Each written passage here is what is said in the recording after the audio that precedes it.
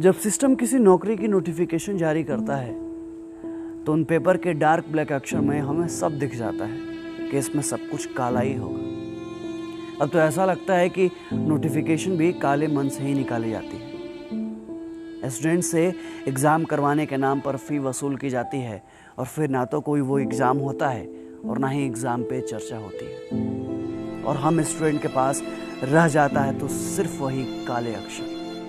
फिर भी उन काले अक्षरों को अपने छोटे से कमरे के बड़े से दीवार पर चिपका कर ही सांस में पढ़ाई करते हैं कि कभी तो सिस्टम और सिस्टम के लोगों को शर्म आएगी, कभी तो उन्हें हम बेरोजगारों पर तरस आएगी, या फिर कभी तो किसी बड़े अधिकारी मंत्री मीडिया को उन 2.5 करोड़ फॉर्म पर नजर जाएगी जिसका बत्ती बनाकर ये लोग देशभक्ति का दिया चला रहे हैं। लेकिन नहीं, तो ये मत भूलिए साहब कि हम युवाओं को भी दिया जलाने आता है।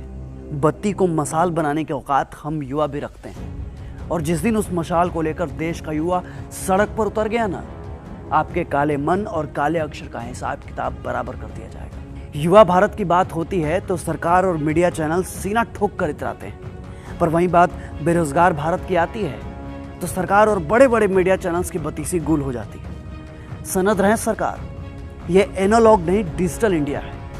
यहाँ लाइक और डिसलाइक दोनों एक ही अंगूठे से दिया जाता है। कलम पर राजनीति मत कीजिए, स्याही को स्याही रहने दीजिए, उसको खून बनने पर मजबूर मत कीजिए, वरना इस बार सड़क पर भ्रांति नहीं संपूर्ण क्रांति आ जाएगी। लोकसभा चुनाव के पहले एनटीपीसी और रेलवे की वैकेंसी की घोषणा हुई, 2.5 करोड़ से ज्यादा फॉर्म फिलअप किए गए, पैसे भी लिए गए, लेकिन ऐसा कुछ भी नहीं बताया गया कि अब हम आगे क्या करें। लोकसभा के चुनाव भी फटाक से कर लिए जा रहे हैं और उसका रिजल्ट भी एकदम फिक्स डेट फिक्स टाइम पे आ रहा है। राज्यों में सरकार बनाने के लिए विधायक भी सेट हो जा रहा है। साला सिर्फ एग्जाम कंडक्ट करने वाली संस्था सेट नहीं हो पा रही है। कमाल है साहब। क्या एसएससी सीजीएल वालों की जिंदगी में सिर्फ पीटी या मेंस है, या कोई फाइनल रिजल्ट भी है? उनका कोई भविष्य भी है, या फिर सिर्फ चोचलेबाजी है? एक स्टूडेंट आपसे ये पूछता है कि आखिर कब तक सरकार और सरकारी आयोग हमारी जलती हुई जवानी को झुलसाते रहेंगे? आखिर कब तक हमारे जज्बातों को दरकिनार किया जाता रहेगा? आखिर कब तक हम अपने कैरियर को बनाने की जिद कैरी करते रहेंगे? 2017 वाला भी एसएससी का रिजल्ट अटका पड़ा है। 2018-19 का तो छोड़ ही दीजिए। आरआरबी वालों का भी कोई पता नहीं है, और ये एनटीपीसी वाले भी हिमालय की गोद में समाधि ले चुके हैं। तो ऐसे में हम स्टूडेंट क्या करें? किससे कहें, कहाँ जाएं? कमजोर क्या आपको सिर्फ रेलवे और एसएससी वाले ही मिले? तो चेयरमैन साहब याद रखिएगा, आपके चेयर के चक्के को खिसकते अब देर नहीं लगेगी। इनसे कोई सवाल पूछो तो कहते हैं कि कोरोना है इसलिए लेट हो रहा है। अच्छी चांदी काट रहे हैं आप, वो भी कोरोना के नाम पर। जब नीट और जेईई के एग्जाम कराते हैं तो आपका कोरोना गायब हो जाता है। जब बीएड एंट्रेंस एग्जाम में सोशल डिस्टेंस की धज्जियां उड़वाते हैं तो आपका कोरोना क्वारंटीन हो जाता है। लेकिन बात जब हम अपने रिजल्ट की करते हैं तो कोरोना आ जाता है। सही चल रहा है, सही चल रहा है, लेकिन गलत ना हमारे साथ हो रहा है, और इस गलत का सही जवाब तो देना पड़ेगा आपको। देखिए साहब, हर चीज की ना एक लिमिट होती है। पेशेंस का भी पेशेंस होता है, और अब ना लिमिट भी लिमिट क्रॉस कर चुका है। इस देश का युवा चोट से ज्यादा वोट को प्रेफरेंस देता है, और जिस दिन अपने इंडेक्स फिंगर से ईवीएम पर प्रेस कर दिया ना, तो आपका बिका हुआ प्रेस भी कहीं का नहीं रह जाएगा। और मीडिया वालों की क्या बात करें साहब, वो तो शर्म को हॉर्लिक्स और ग्लूकोन डी में मिला के पी गए हैं।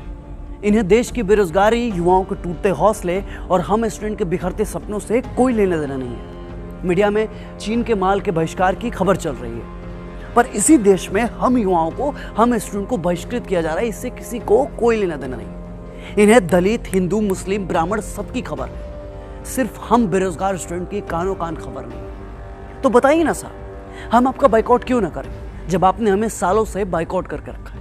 आपकी खबर हमारे किसी काम की है ही नहीं, तो आप किस काम के हैं? और इस बार तो आप भी देखोगे कि हम स्टूडेंट और बेरोजगारों को बाइकआउट करने का नतीजा क्या होता है। हमारी संवेदनाओं को कुतरने का आगाज आपने किया है, तो हमारी भावनाओं से खेलने का अंजाम भी आप भी देखोगे।